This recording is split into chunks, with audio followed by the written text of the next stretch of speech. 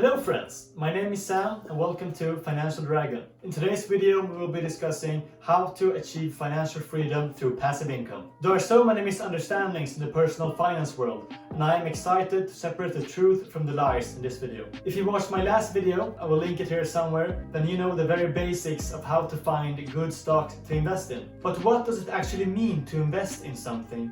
And what is the purpose of investing? Why do we want to do it? For me personally, investing is just a means to an end. I want to achieve such a great cash flow from investing that I no longer have the need to work a day in my life again. At that point, I can dedicate all my time to doing things I love with no financial incentive and solely due to it being a passion of mine. This happens when the cash flow I receive from my investments is so high that it can cover all my expenses. Now let's dive into the investing part. As you all might know, my preferred way of achieving financial freedom is through the stock market. But what does it actually mean to buy a stock? And what is a stock?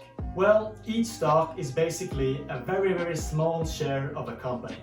For example, Coca-Cola is made up of around 4.3 million shares. And by buying one stock, which right now costs around $47, you are buying a very small share of that company. In fact, you then would own 0.0000002 of Coca-Cola. Since Coca-Cola is a very high-class business and one of the biggest brands in the entire world, they will very likely keep growing their business in different ways and expanding to even more countries and buying up even more market shares in those industries. This will in turn lead to the company and therefore the stock itself going up in price. What this actually means is that the market, which is essentially made up of tons and tons of investors, including the very rich ones and the large institutes with tons and tons of money, together all these people constantly decide what valuation a company like Coca-Cola should have by buying and selling stocks in it. To put it more simply, if there is more money trying to buy a certain stock than there is money trying to sell it,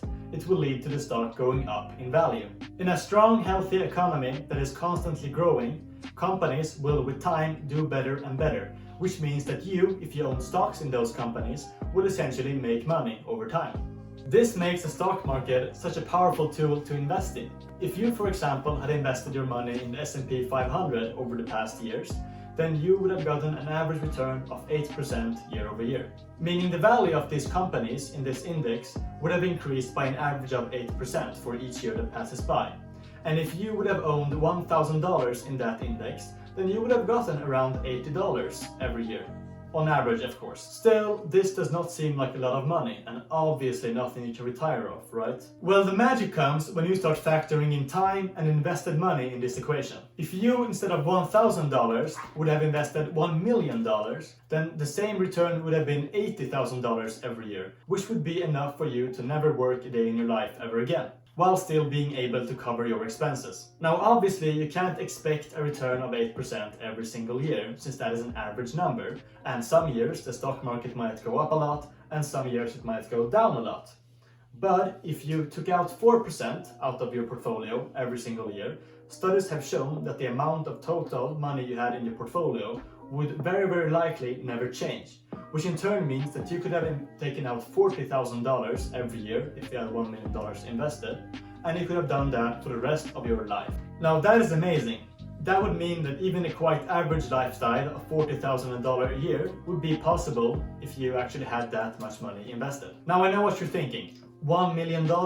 That is an insane amount of money. How will I ever be able to reach a portfolio that big? First, we need to realize that the money you need to achieve financial freedom and independence today is much more than the money you need if you want to achieve it in 10 years from now, 20 years from now, or 30 years from now. For example, I am 21 years old, and if I would want $40,000 coming in passively, then I would have to invest, yeah, you guessed it, $1 million. But if I was willing to wait 10 years until I am 31 years old, then I would only need to invest $470,000 today to reach that goal 10 years from now. And if I was willing to wait 20 years, then that amount would go down to $220,000. And 30 years would only need around $100,000. This is the miracle of compounding returns. The longer you let the money work for you, the more it will grow. Now, if you combine this with contributing to your portfolio regularly, then these different numbers I mentioned start seeming much more realistic. And the more you contribute each month, the faster you will reach your goal, whether it be complete financial freedom or partial. Maybe you love your job but want to work part-time to find more time to do other fun stuff. Now, in regards to your average contribution each month, this leads us into our second gigantic variable of how fast you will reach financial freedom.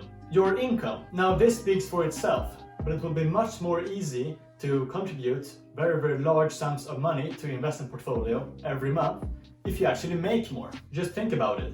Even if you are the best investor in the world and can consistently for decades to come make returns of 20% every year, then that will still only mean $20,000 every year if you have $100,000 invested. Now, don't get me wrong, that would still be a lot of money, and especially if you let it grow in a very long term, it would be crazy amounts of money. But focusing on your income, at least in the short term, could be even more rewarding.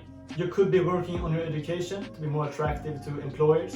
You could try to work on a side income in something like e-commerce or affiliate marketing. But whatever it is, a higher income will accelerate you towards financial freedom so much faster. And lastly, the third variable is how big your expenses are.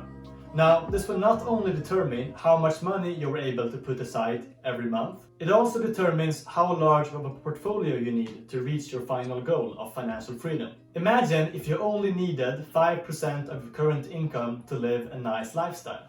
Then that would mean that you would only need to work around 2 more years before being able to retire forever, if you so wished. On the other hand, if you needed 50% of your current income, which is a bit more realistic, then that would mean that you would have to work 17 more years before being financially free.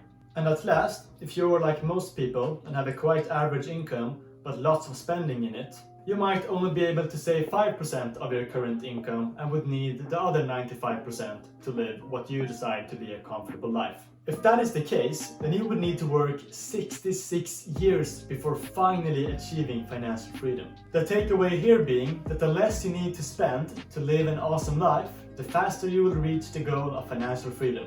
For this reason, I will talk a lot more about spending habits in separate videos. Now, what I discussed in this video is a very specific goal that I personally have with my own investing, and which I assume a lot of people here share with me. But remember that there could be many different reasons as why you would want to save up some money to invest. Maybe you want to buy a new home, maybe you want to save up for a new car, or maybe you just want to save up some money to go for a nice holiday. These kinds of goals would require you to change up your investing strategy just a little bit, especially because of the different saving horizons, which I will talk about in separate videos. Still, personally, I think saving up for freedom and independence is better than saving up for a specific thing, since you're essentially buying back your own time and owning your own time. But there is nothing wrong with having other goals in mind. Alright, that's it for today's video, guys. If you liked this video and you actually went and clicked on the like button for this video, then I would appreciate it a lot, since that helps out my channel. And if you have any questions, criticisms, video suggestions, or anything else, then feel free to leave a comment down below. I really appreciate when you guys do that, since it helps out the algorithm. Lastly, subscribe if you want to keep learning more about investing, financial freedom, and personal finance. Thanks so much for watching. Peace.